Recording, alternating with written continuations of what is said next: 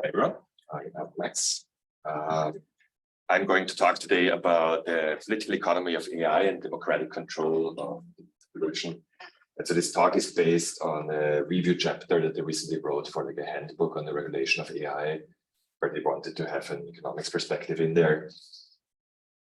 And okay, so it's hard to avoid the headlines these days.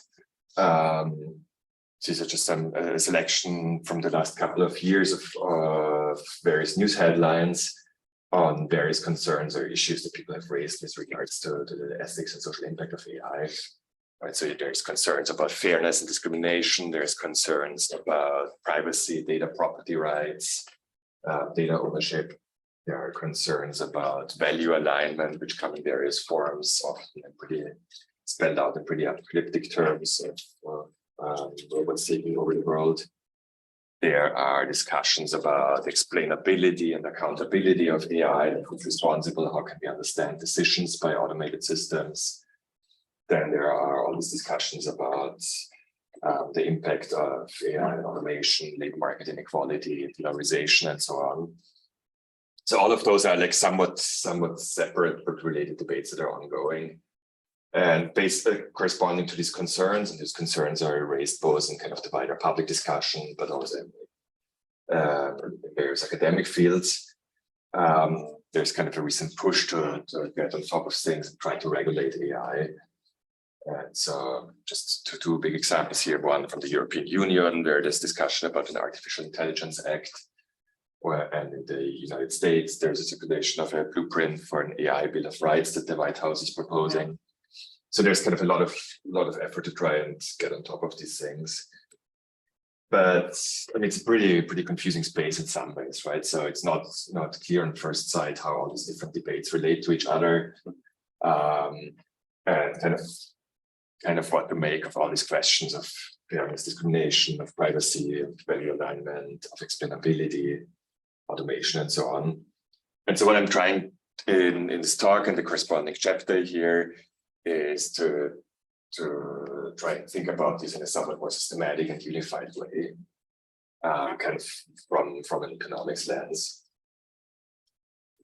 And so here's kind of the big premises and takeaways that this talk is based on. First, if you look at kind of under the hood in pretty much all of AI, in particular in machine learning, pretty much all boils down to optimization. Right? It's always like there's some measurable objective that's being maximized or minimized based on data or whatever the action space is. And I mean, there's a myriad of different optimization algorithms there, but it's always there is some measurable objective that the system is trying to maximize. And so corresponding to that, and CS and operations research and so on, they're very good at thinking about optimization. And typically then if they think about problems in these systems, they're thinking about there's somehow a mistake in the optimization. They haven't quite gotten to the objective, to the maximum, they have to fix our optimization. But really, and that's where the economics lens comes in, there isn't just one objective out there, right? Like we're in a society with many different people who have different objectives. And so if you think about evaluating automated decisions in terms of these different objectives, then generically there are going to be winners and losers. And if we then want to normatively make assessments about whether these systems are good or bad in some sense, we have to aggregate these gains and losses and think about a society level assessment that's making an explicit trade-off of those gains and losses. And so once we've taken a stand on how we want to do that, then there's the remaining question of how do we align what we think of as social welfare with what these systems are optimizing. And so here the argument I want to make is that to get to this alignment with effectively democratic control over the algorithm objectives, to effectively align it with social welfare of democratic control, I mean at all kinds of different levels. For us, can be at kind of more micro levels in a firm, or like the set of people who are directly affected, can be at the nation state level, can be internationally. But the main issue is to bring the objectives being maximized in line with what we want to maximize as a society. Now, you might ask, like, how is this economics, right? Pretty much all of these debates that I mentioned here, they are not primarily done by economists. They're done by computer scientists, by people in philosophy, by people in law. But I think economics has some useful things to bring to the table here. For one, we share a whole number of toolkits with the fields of statistics and machine learning. In particular, we are pretty familiar with the tools of optimization and probability. On the other hand, and this is where economics contrasts to AI and ML, we're used to thinking about multiple agents, unequal endowments, conflicting interests, private information, and so on, which are all not part of what a typical machine learning person would think about. And so based on these components, there's various parts of the standard economics toolkit that can be helpful to think about the impact of AI in terms of particular welfare economics, social welfare theory, social choice theory, but also causal inference and thinking about the consequences of automated decision-making systems for those affected. Just to fix ideas a little bit, here's some examples. So if you think about what algorithms and social networks or search engines doing, they're typically designed to maximize user engagement and ultimately ad revenue, ad clicks. And so that's very much, say, what a Facebook or Google or whatever is trying to maximize. But then there might be all kinds of other consequences that are not a part of their objective function, right? Might have impacts on the public sphere and democracy. Think of discussions about filter bubbles and related things, or clickbait. There's questions about, say, what the social networks do to teenage mental health, and all kinds of other concerns which are just not part of the objective function of say, Facebook. Another example, close to home for econ, maybe it would be to think about price setting on online platforms, whether that's like gig work platforms or big vendors like Amazon and so on. They tend to care about monopoly profits, but part of that is, of course, not consumer welfare or the welfare of sellers to them, or of workers that are on these platforms. Or yet another example, I mean, more and more large firms use algorithms in their hiring and promotion process, right? So for instance, they do pre-filter job applicants based on their CVs. And I mean, what they're going to try to do is essentially figure out who's going to contribute most to profits at the end of the day. And that includes things like filtering out people who are likely to join a union. That's very much explicitly part of a lot of these algorithms. And so again, from a societal perspective, this is the question, what about other things like social contribution of the labor market to social mobility, about co-determination, worker voice, and so on. All right. So that's kind of the big picture. Here's the roadmap for the rest of the talk. I'm first going to do kind of the 5-minute crash course of what is AI. Then cover some of the subfields there. Then I'll talk a little bit about kind of how we think about typically about social welfare. And lastly, thinking about the questions of agents of change, which is kind of a classic question in political theory, which is very much central here because a lot of the discussion implicitly or explicitly assumes it's just all about ethical self-constraint of corporate engineers or managers. And so those are kind of the audience of the vast majority of the ethics and AI discourse, as opposed to all kinds of other stakeholders who might be more well-positioned to act as agents of change here.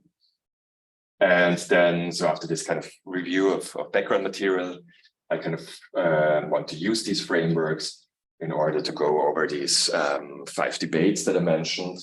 And for each of them, kind of contrast something that I would call a standard view, or the most common way of thinking about these issues, and contrast that with a view based on the frameworks I'm laying out here. Before I do that, any questions so far?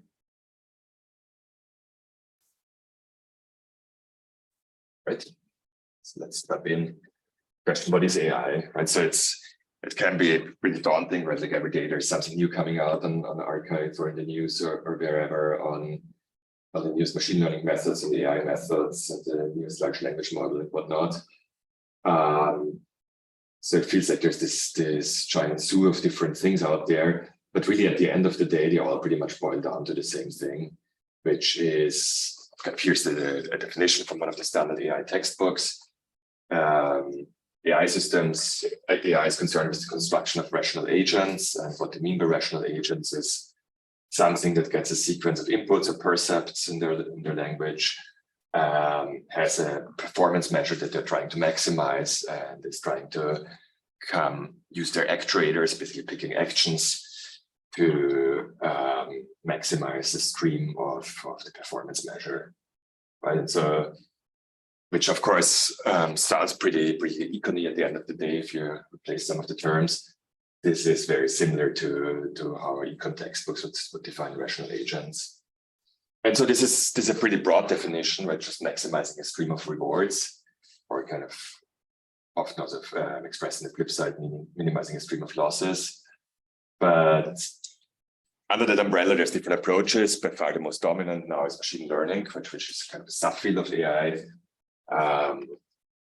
Where kind of the core tool is statistical inference at the end of the day, using data to learn, but it's not the only one. And so there's other approaches that still exist to some extent that used to be more dominant in the past, like for instance, expert systems. So this idea of somehow formally encoding human knowledge in some database structures and using automated reasoning or deduction based on that. Right, so this has been mostly superseded by machine learning now, but it also fits under this general paradigm. So now let me just go through some of the subfields of machine learning to kind of drive home the point that this really covers all these different subfields. The one that's receiving the most attention probably is supervised learning, which is very similar to the prediction or regression or classification, which are familiar with econometrics.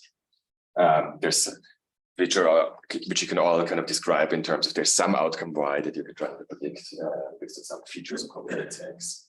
And then we have some loss function for our prediction, and we're trying to minimize the average loss. So that's kind of the definition of supervised learning. And so there's some common issues for any of these problems. There's variance bias trade-offs, right? So the more flexible, for instance, you get in your predictions, the closer you might get to an arbitrary model of the truth, but the higher the variance of your estimators. And so kind of at the core of supervised learning then is using methods like cross-validation to optimize these trade-offs. And this is a very flexible paradigm, right? So your example, like you can use it, for instance, for image recognition, classify which of these pictures is a chihuahua or a muffin. Right, so it's just like to each picture, that the picture is the X, and you attach a label chihuahua or muffin to each, and that's the Y. But it also applies to voice recognition, like you predict the text based on the recording, or automatic translation, predict one text in one language based on another language. And this kind of most immediately socially consequential settings like evaluation of job candidates or university applicants or bail setting in court or credit scoring. It's all about predicting some individual level outcomes and properties based on observed individual covariates. Or in kind of the online text setting, things like predicting ad clicks or user engagement, things like that. So all of these you can kind of subsume on this prediction paradigm. One special method for doing the prediction that's been particularly successful recently is deep learning. Right, so if you have another example, predictabilities are chocolate croissants or sloths. It's really just a special case of the supervised learning or regression paradigm. Here's the picture you've probably seen a lot of times as kind of a canonical simple example of how such a prediction function deep learning might look like. At the core, what it's about is just building your prediction function G in a modular way out of a lot of much simpler prediction functions and putting them together. And each of the simple functions that are put together are called neurons here. But for our purposes, it's just a special case of the general supervised learning paradigm here.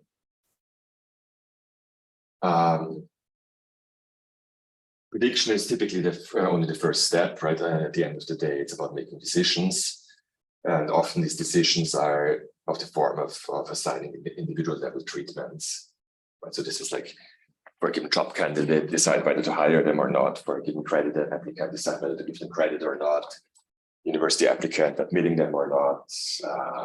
Medical setting, deciding who gets what kind of medical treatment. based on, say, their symptoms and demographics and so on.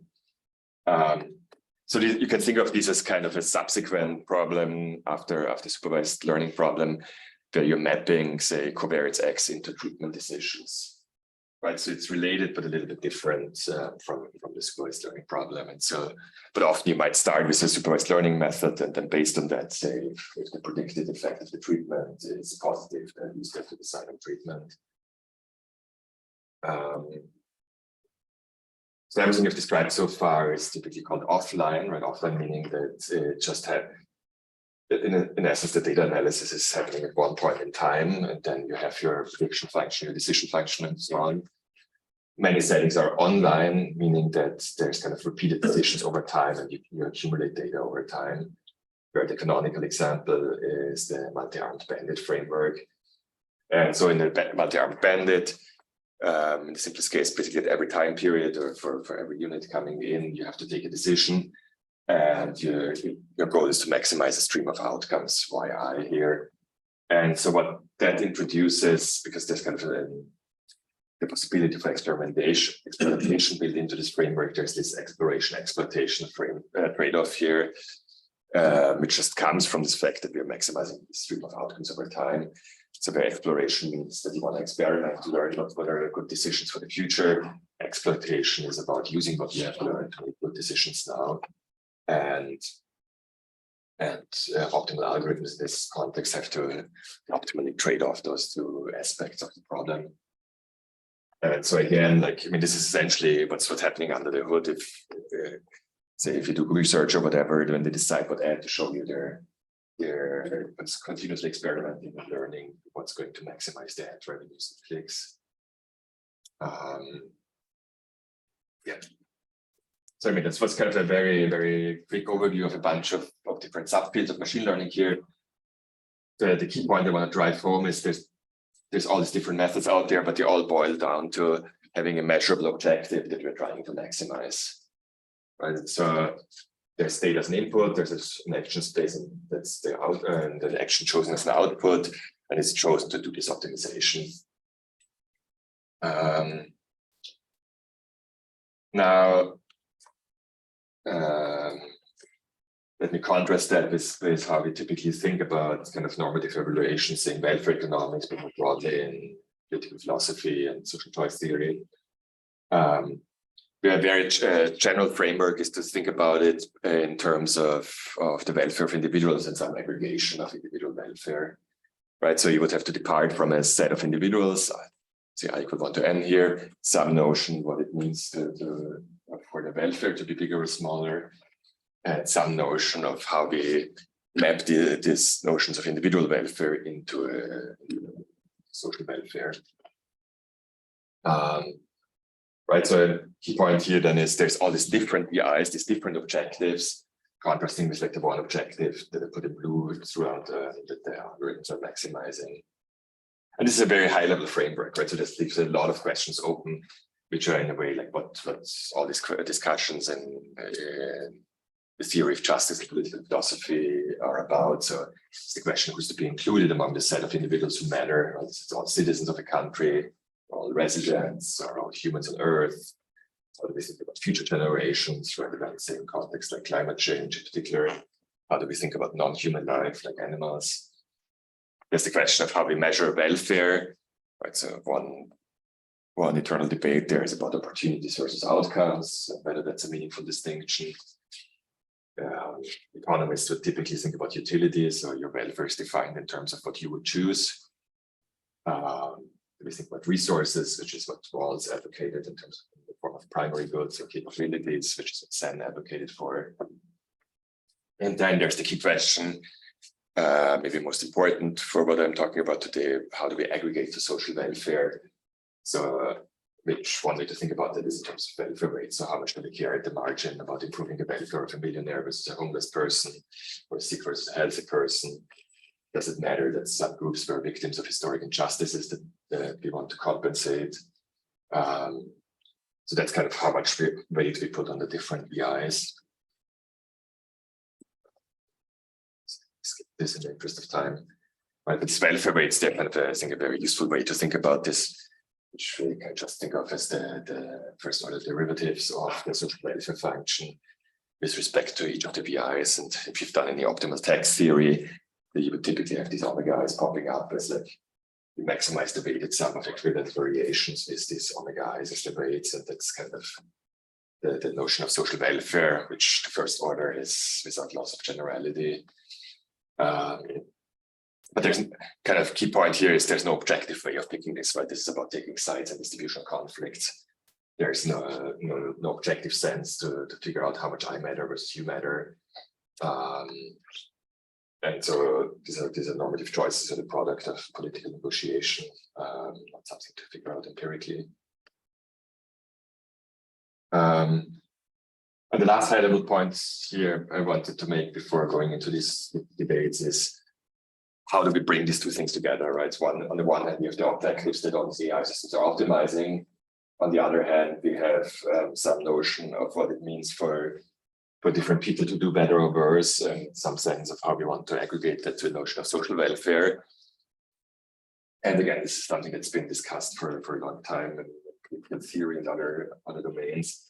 Which one way to phrase the question is which agents out there have the interests, the values, and the capacity to move technology and policy to align it better with what we think of as social welfare. And so, as I mentioned, like the majority of the ethics in AI discourse is focused on voluntary ethical behavior by corporate managers and engineers, but it's far from obvious that those are kind of the most likely candidates for bringing about this alignment between algorithm objectives and social welfare. Because at the end of the day, corporations in a capitalist economy are profit maximizing entities to first order, and profit maximization might or might not be aligned with social welfare maximization, and there are many reasons these settings might not be. And so the argument then would be that democratic control would be necessary to lead to an alignment between algorithm objectives and the objectives of people out there.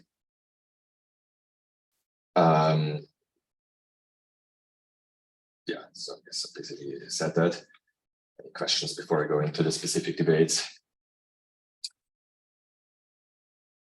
Up in the back. Sorry. Yeah, okay.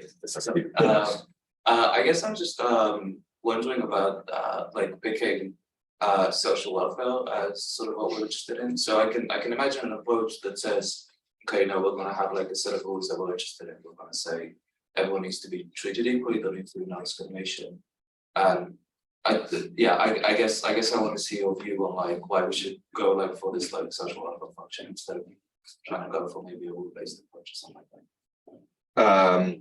I mean, yeah, so I guess what's implicit here, I guess another way of saying this is a consequentialist framework where we care about the consequences of a system as opposed to where it came from. Yeah, right. Which, I mean, is something that's embraced by a lot of different people across the political spectrum, I would say, but it's not the only game out there necessarily. Like another particularly libertarian frameworks don't fall under this, where we say and somehow say, I don't know, there is a process of say property rights, and you get what you get out of that, and that we call it just, which is something I would not subscribe to, but is a framework that's not subsumed here. But it does cover many different perspectives, from conservative to radical, I would say, to think about different ways of evaluating individual welfare and asking about the consequences for that. And so once we say what we care about is how well people are doing, then there's in some ways no way around doing something like this. Is the in general the conversation about ethics in AI, is it generally, you know, maximizing some social welfare? Absolutely not. So that's what I'm arguing for here. Okay. As kind of the alternative. I mean, it's this kind of, I would say, like very standard in welfare economics and in political philosophy. It's not standard in ethics and AI. Instead, and as I will talk about in these different debates, typically it's just framed as somehow an optimization error, a bias in your optimization, which doesn't recognize that there's more than one objective out there. I would be interested to hear more about your distinction between like single objective in AI systems versus multiple objectives in society. And is that necessarily the case due to like the different structures of society in AI, or is it more just the way companies currently work, as in their focus on one thing, be it ad revenue or something like that? It seems to me, I'm not a technical expert, but it seems like you can have a optimization function that has multiple variables, right, and cares for different things, as in like. Sure, and creates mock, which is exactly what this here is doing, right? Exactly. So I didn't understand like where the difference in category is. It seems to be here we care about different things and somehow have to aggregate it, and for the AI system can also care about different things. So I mean, might make it clear in the specific debates, but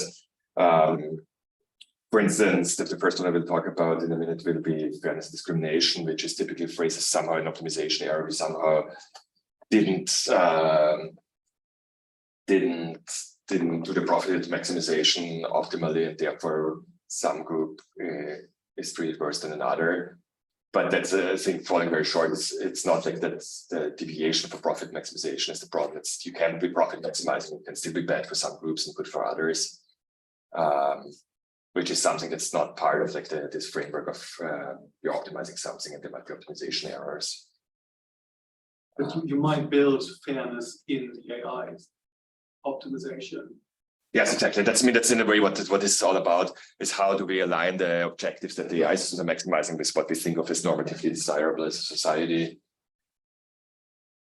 Yeah, I was wondering to what extent can we now at the present time measure the welfare of the single like component or the single individuals that can think form society? Because then to evaluate the welfare, we need the measurements. And I feel my impression is that we are not, because we are not able to access some information as much as the private entities that are actually, for instance, conducting most of this research.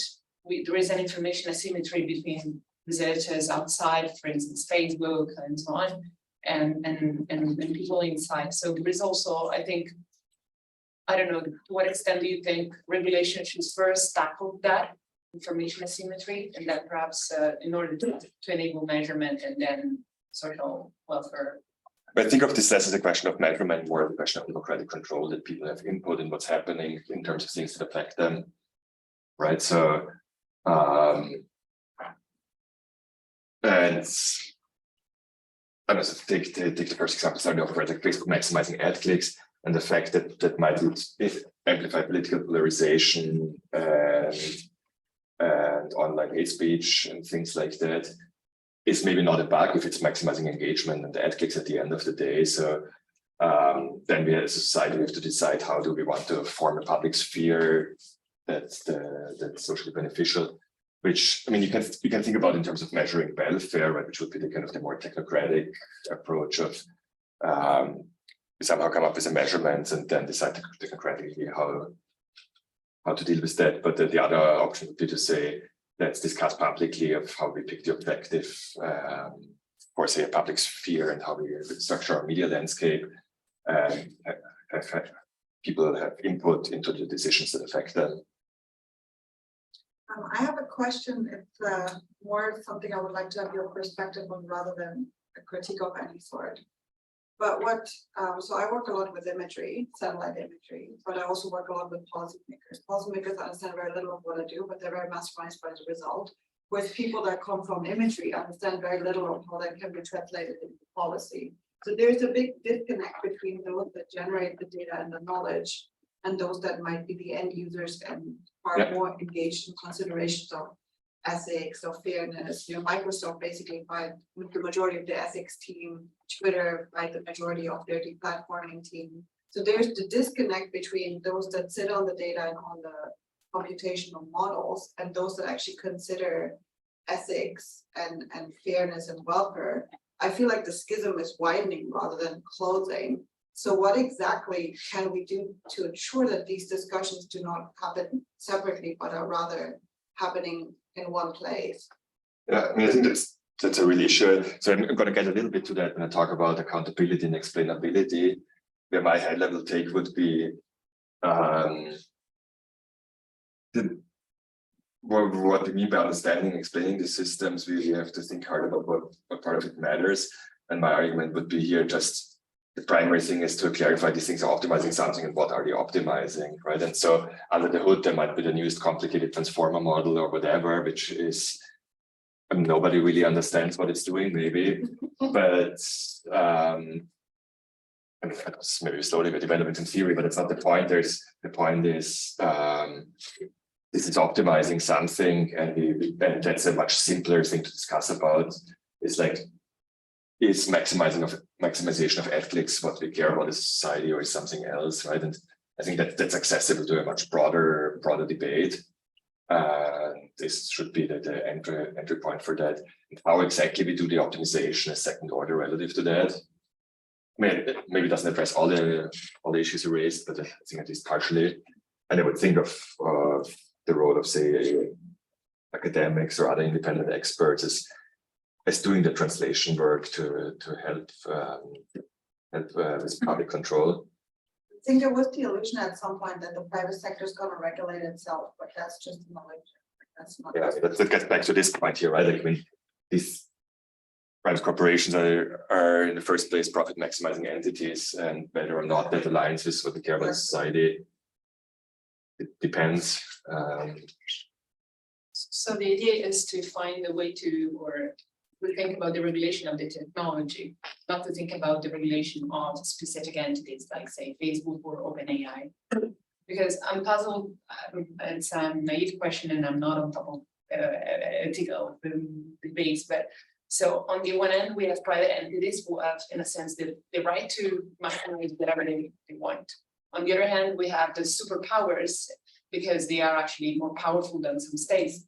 And they have a large social impact. So we would like to change their roles without being legally able to do so. So the idea is if we rule over the technology, we're gonna avoid this loophole.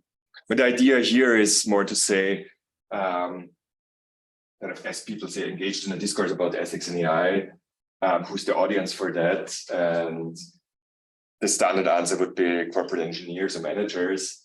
Counter answer would be, why don't we talk to consumer advocates, NGOs, unions, people in the legal sector, journalists. There are many people who have different leverages in society, different interests, and potentially more aligned values and interests in terms of bringing these things closer to what we care about as society. And to the extent that they have levers that affect corporate profit margins, they might shift corporate decision making on these systems too, right? So, but in the first place, it's just about rethinking who the audience for all of this is. And sure, one answer is then to go through like legislation, regulation, which I think is an important answer, but not the only one. Right? There are many stakeholders in society and many agents. All right, let me jump into the specific debates because I think some of the questions that came up talk a little bit about there. And so I guess the rest of this talk is going through this like 5 different discussions and give you like a very quick stylized summary of what I would consider a standard view and contrast that with an alternate view that's more in line with the framework that I just described. So in the discussion about fairness and discrimination, there's like dozens or maybe even hundreds at this point of different fairness definitions that have been floated around, but they pretty much all boil down to variations of saying that we should treat people who have the same merit independently of the group membership, right? And so this is really kind of a variation of this idea of taste-based discrimination that economists have praised since Becker. Which kind of has its corollary has that if a firm is actually maximizing profits, for instance, say in hiring decisions or in credit giving decisions and so on, then the decisions are fair by assumption, right? So that's kind of built into these definitions that that deviations from profit maximization are called unfair, but if you're profit maximizing, then you're fair, right? So it's kind of a funny slippage that's happening. It's usually perceived as encoding the interests of disadvantaged groups, but really it's encoding the interests of profit maximization and calling deviation for profit maximization unfair. And that's been kind of carried on from what economists have been doing for decades now into the computer science discourse in terms of how fairness is defined, right? So Where again, the merit is typically in terms of what you contribute to profits or whoever is charged. And this contrasts with how we would think about things in welfare economics, right? So the economists are spreading in that regard themselves. They want to care about welfare economics or the counterfactual and causal consequences of decisions, and particularly automated decisions in this context, for the distribution of welfare across different people. And so this consequentialist welfare-oriented perspective that's standard in, say, public finance often yields very different evaluations of decision-making systems, right? So for instance, if you think what happens with as predictive capabilities improve due to data collection, due to better algorithms and so on, then typically this will lead to treatments that are more aligned with the underlying merit, which generically will lead to more dispersed treatments, and so therefore often to increased inequality in welfare. But it's by construction good for fairness because it's getting closer to aligning treatment with merit. So typically here there will be a tension between what we think of as good for welfare in the sense of equality, assuming that we put higher welfare rates in those who are worse off, versus what we would care about in terms of fairness. Or another set of tensions where those two evaluations differ is if you think about any form of affirmative action or redistribution, which typically will be bad for fairness, right? Because it's like, say, a concern for disadvantaged groups by virtue of their disadvantage, rather than by virtue of their contribution to profits. And so that those will typically be evaluated as bad for fairness according to these definitions, but it's good for equality, and typically good for social welfare. Right. Another debate, it's separate from this one, is the whole debate about privacy and data property rights and data governance, where there is kind of a very well-developed framework in computer science, which is actually quite pretty, on so-called differential privacy. And so in a nutshell, the definition of differential privacy that this literature uses is that it should make almost no observable difference in terms of any observed data or in terms of any subsequent decisions, whether or not you are in your data included in some data set. So the way to achieve this is with the judicious use of noise in terms of the data that are being reported or the summary statistics. And so what's kind of built into this definition is that it's robust in a very strong sense. It's robust to whatever other information you might have. It's robust to whatever post-processing you can do. You're not going to be able to break differential privacy.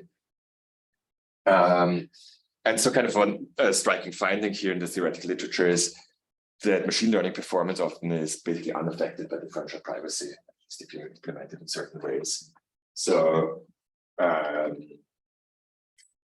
if you take a typical example, say you regress Y and X, think just for an OLS regression, right? But what I care about machine learning is learning the betas, learning the coefficient of the X's. And what these type of results say is you can learn these betas without revealing anything about the pairs of X's and Y's that are in the data, at least if you have enough data. And so correspondingly, then, if we think about what individual data property rights would do, right, is something that many people advocate for now, is kind of a solution to like the concentration of data ownership in the big corporations. Then, if differential privacy is implemented, like for instance, iPhones now do, to some extent at least, then you have no individual level incentive to withhold your data because it doesn't make a difference whether your individual data are part of the data set. And yet any downstream consequences of machine learning or AI will still be the same as before, right? So another way to say the same thing is that the externalities are kind of the point here, right? So machine learning is about learning relationships. It's not about learning individual data points. It's not about learning the patterns in the data. And so, for instance, Mogul and others have discussed this recently as informational externalities. Right, and so what that means is that privacy or individual level property rights, in a sense, because the individual level, they cannot take into account these externalities, and therefore they cannot be an answer to any of the harms of AI or machine learning. And so to give you an example, like think of say an insurance, when the insurance wants to wants to predict, as a health insurance, they want to predict your risk to develop a certain disease based on some publicly observable markers. And so suppose they implement differential privacy to collect data on whether people actually have the disease or not. And then they learn the pattern about what predicts the disease. And if they're successful, they're going to be able to predict well who gets the disease. And so at the end of the day, everybody who has the disease, their insurance premiums go up, even though nobody had an incentive to withhold their data, actually, right? So other people who have the disease are harmed by in this example, even though every one of them had no incentive to keep their data private. And so that's, I think, not an atypical example, but it's kind of the canonical example for what these methods would be doing. And so again, to address like harms from AI, then the individual level property rights cannot be the solution. It has to be some more collective governance.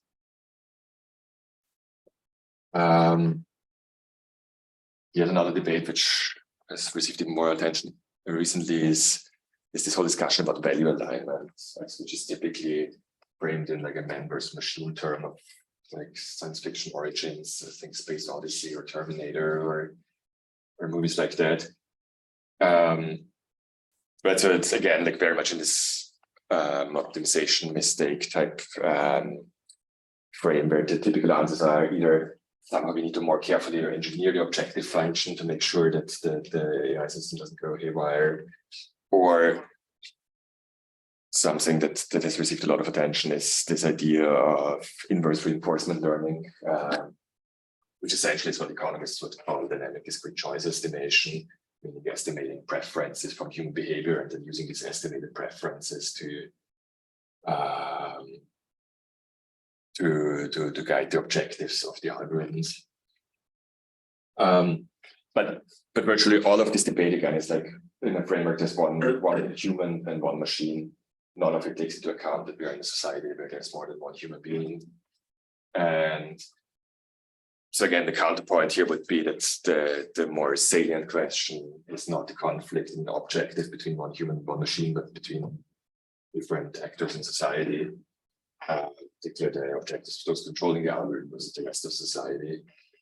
And another separate point here would also be that that's something that comes out of, say, mechanism design and contract theory, is that not everything is observable, right? There's unobserved components of the outcomes or unmeasurable components of the outcomes, then there are fundamental limits how far optimization can get us. But so this is analogous to designing incentives for human agents. And so, yeah, again, how do we get to this alignment? It has to be some form of democratic control. Or if this is the issue, then it has to, at a certain point, it has to be able to refrain from deploying these systems. But there is fundamentally a solution to the fact that we cannot measure the right objective, getting back a bit to your point from before. But so an econ example where this has been discussed about is multitasking, or teaching to the test would be one example. That's where the idea is, it's more US debate maybe, but where the idea is standardized tests to evaluate students, and teachers are rewarded based on their students' test performance, but then that incentivizes teachers to just focus on test-taking skills rather than, say, the broader socio-emotional or other skills that students acquire in a classroom setting and that are not easily measured on a standardized test. It's kind of the same thing can happen for the algorithm level and on the level of designing rewards. So is it further to say that in this case it's worse, because in the human case sometimes you can relax the extent to which you can reward objectives, but here it doesn't matter how much you relax, the machine will be able to understand these other objectives that you can't measure. Yeah, I mean, on the human level, right, it's like the analog would be more like, why don't we see high-powered incentives in many private sector settings, right? So relative to like a naive intro-econ view, we see very little like monetary performance rewards in private sector employment. And one of the explanations, which seems plausible to me, is exactly this type of multitasking, that if you can't observe all components of effort equal or of the relevant outcomes equally well, then putting high-powered incentives in the ones that you can observe can very badly distort the ones you don't observe. And that's kind of formally analogous to the things people have discussed in value alignment in terms of the paperclip making robot is kind of the people have discussed with this idea of there's a robot that's programmed to produce as many paperclips as it can, and then it becomes really good at it, but at some point it realizes that humanity doesn't want infinite amounts of paperclips, and humans want to switch it off, but that would go counter to its objective, so it has to eliminate humanity. It's kind of a silly example, but it's kind of the same spirit in some sense.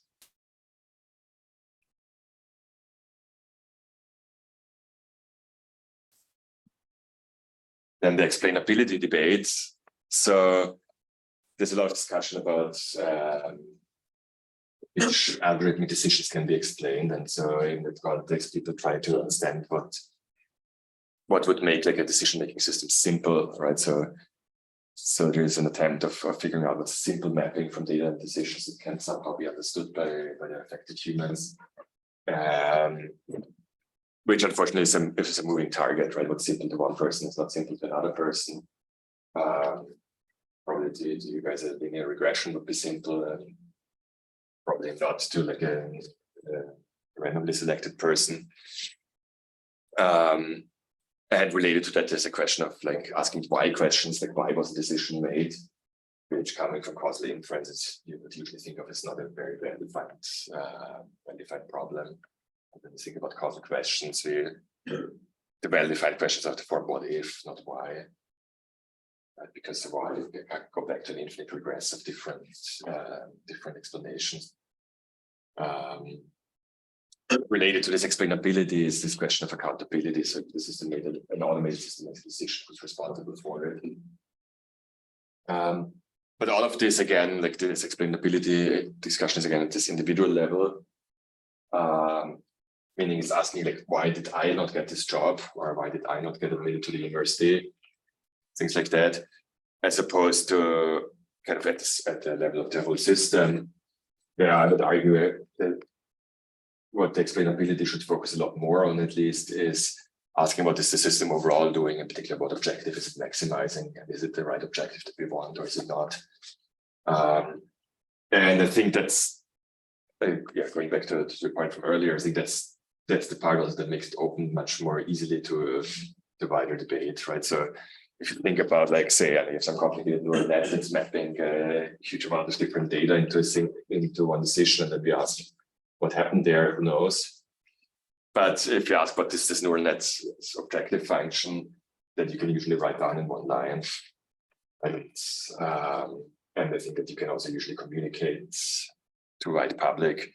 And so here again, I would think of the role of experts as doing the mediation here and doing this explanation of the system that would kind of, as a precondition for democratic control afterwards, as opposed to just coming up with technocratic fixes in that room in some sense, right? And so I think their explanation in this sense is key. Could this give us explanations in concrete particular cases referring to the objectives? I mean, as in like explainability here, so if I understand it correctly, would be something like, I ask, like, why does this algorithm act in this way? And then you go, like, well, generally the algorithm cares about social mobility, your chances of paying back the credit, fairness, etc. Yeah. But that seems to be like a rather broad explanation or something. And like, it doesn't seem to be in your case, the fact that you didn't have this and that much money on your account made us reject your application, which seems to be what we ask of human agents.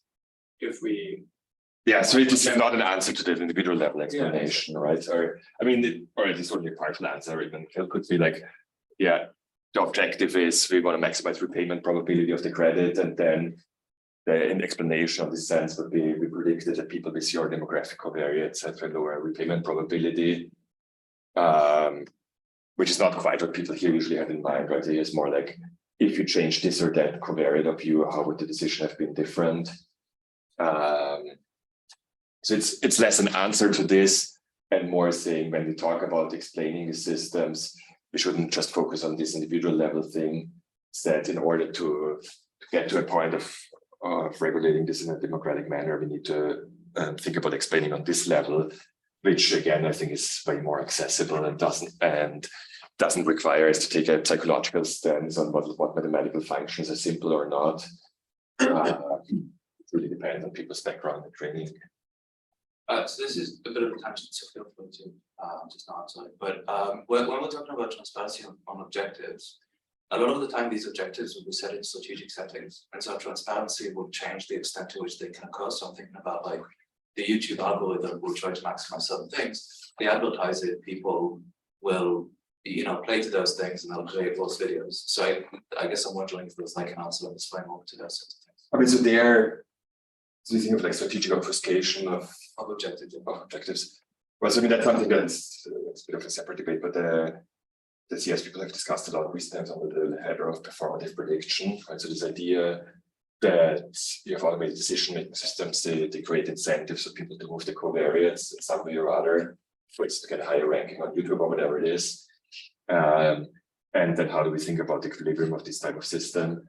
And yes, one solution is just to try and keep it secret and complicated so people can't game it. But they're also moving more towards like thinking about game theory terms, like some kind of static equilibrium of learning, where you set the predictive function, taking into account how people will react to the predictive function in terms of say manipulating the covariates. By jumping straight to like an equilibrium.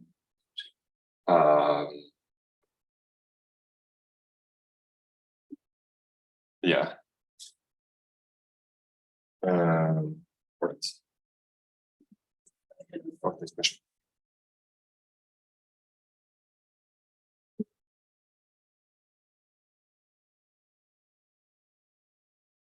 The transparent mapping from explainable objectives to the consequences that the welfare function cares about. Maximization, simple objective, the first maximize, but that still produces lots of problems. I'm not sure I fully understand that question. I guess what I mean by transparent, or at least the way I describe transparency here, is it is transparency about the objective. Then there's a question, I guess, of how you operationalize or measure it, which often can be an trivial problem, but I'm not sure if that's. Perhaps the first part of the question, since the question that I had about measurements is like, you may care about, I don't know, the mental health impact of Instagram on adolescents and so on, but this takes many, many different forms, and it's very difficult to measure each of those impacts. And so it's not so easy to, even if you are clear on what is the objective of the platform, it's not as clear to map the impact of the decision of the profit maximizing agents on the outcome that you care about from a welfare viewpoint. So mental health. I mean, and I think that's right, and I think what I would guess that would imply like a continuous process of revision and realizing problems and addressing them in the same way that we do with public policy, right? It's not like, I mean, I guess the textbook fiction economics is sometimes that there's the social planner and they go out and optimize, but really public policy making is a complicated continuous process of revision and democratic inputs. Works sometimes better and sometimes worse, but in some ways I would say that the same applies here, right? Whether we talk about, say, tax policy, where we're used to think about it in this way, or we talk about how like consequential automated decision-making systems operate, some very similar considerations apply. But I think the investment to measure things, it's harder in this scenario where you know that the algorithm changes continuously, whereas in tax policy, you could imagine that once you estimate the impact, at least you can say something, and while you are saying something that stays constant, at least it's valid for you to make a statement. Instead, if you measure, I don't know, the impact of something on the algorithm, and then the algorithm changes, you can always say, oh, but that's what the old algorithm, so these things that you found are not true anymore. And so I think these beverages could could discourage people from, jumping in and do this measurement efforts that are actually good to then evaluate all the things. I don't know. Sure, fully understand your point. Never mind. It's a complicated thoughts, but I think what I understand and agree on is it's not like we're gonna once and for all write down our social welfare function and how we measure it and then just go out and that's the end of the story. But it is like, I don't know, people having input, right? And say you go whatever to a social media platform, you realize they're maximizing ad clicks, and then you see that part of that is generating an addictive behavior or promoting unhealthy body images or things like that. And then we can ask ourselves collectively how could we change the reward function of the algorithm to reduce that issue, and then maybe in the process other issues come up, who knows. Or we, I don't know. Yeah.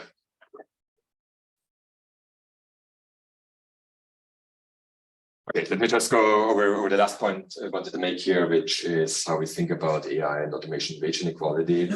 Here, there's again a lot of open literature, which is typically, especially Achimoglu has a lot of work in the spirit, right? Framed in like a production function framework. So the total output, it's a function of the input, say workers, capital, technology, and then under competitive labor markets and a whole bunch of other assumptions, wages might equal to marginal product. And then the concern here is typically framed in terms of technology is somehow a shifter. It's otherwise left pretty unspecified to enters the production function. And we are worried about technical progress without shared prosperity, which is basically what's happening when you have a shift of technology that shifts the production function upwards, but shifts the slope downwards, which can easily happen geometrically. And that's precisely what happens in all these models of automation, increased inequality. It's easily possible to decrease the marginal product of different types of workers while increasing the total average product. But I think that's to some extent a useful thing to think about. It's also a thing that applies equally to steam engines as to ChatGPT. And so I think it's useful when we think about, again, the impact on the labor market here is to zoom in more on what AI is. And the case I'm trying to make here is that what we should focus in on is that AI are about making automated decisions to optimize measurable rewards based on available data. And so that kind of then leads to the question, like, who picks the objective will determine also what kind of shifts in the production function we will see. Right? So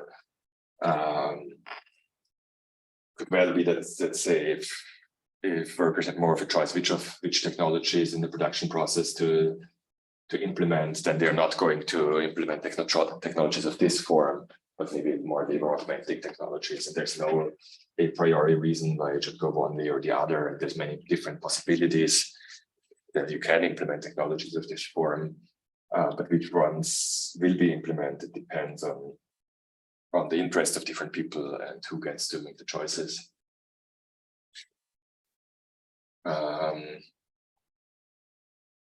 right, just summarizing, many different issues raised in different debates about AI, questions of fairness, of privacy, of value alignment, of accountability, of automation. And the argument I was trying to make is that in order to resolve them, we need democratic control of the algorithm objectives and ultimately of the means to obtain them, data computational infrastructure. And in order to get there, we need public debate and binding collective decision-making at different levels. Where something like this is trying to contribute to such public debate. But yeah, I guess, yeah, really high level point here. Then again, it's like there's so many different things that are coming out every day in this space, so many different details of the technology that's easy to get lost, and so many different concerns here. But I think at the end of the day, a lot of them it's not that complicated because they do all fall under this optimization framework. And I think a lot of the issues that people are legitimately concerned about, you can think about the the objectives being chosen not being the ones that we think of as the socially beneficial ones. And that's what I had for you today.